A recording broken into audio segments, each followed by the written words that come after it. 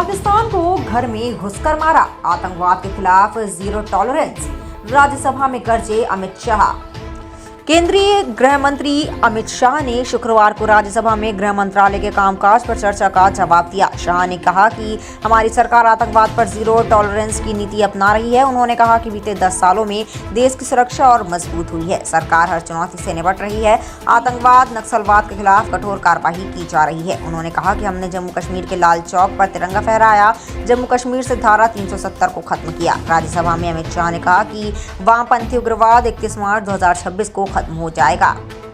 हम सब जानते थे कि पड़ोसी देश से आए दिन आतंकवादी घुसते थे या बम धमाके करते थे। एक भी त्योहार ऐसा नहीं होता था जो चिंता के बगैर जाता था।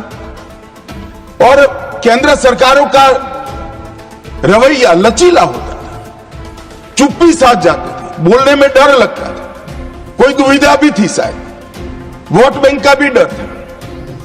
नरेंद्र मोदी जी के आने के बाद आतंकवाद के खिलाफ जीरो टॉलरेंस की नीति प्रधानमंत्री की है। हमारे आने के बाद भी हमले हुए, उरी पर हुआ, पुलवामा पर हुआ। पहले हमले होते थे, कुछ नहीं होता था, कोई कुछ नहीं बोलता था, जवाब नहीं दिए जाते थे और लोग भूल जाते थे। दिल्ली के अखबारों में कोने में कहीं छपता था 60 लोग शहीद हो गए, मारे गए, बम धमाका हुआ, मगर कोई संवेदना तक समाप्त हो जाए वहां तक चीजें लिंगरिंग रहती गई।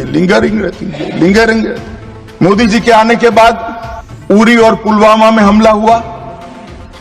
10 ही दिन में पाकिस्तान के घर में घुसकर सर्जिकल स्ट्राइक और एयर स्ट्राइक कर जवाब दिया।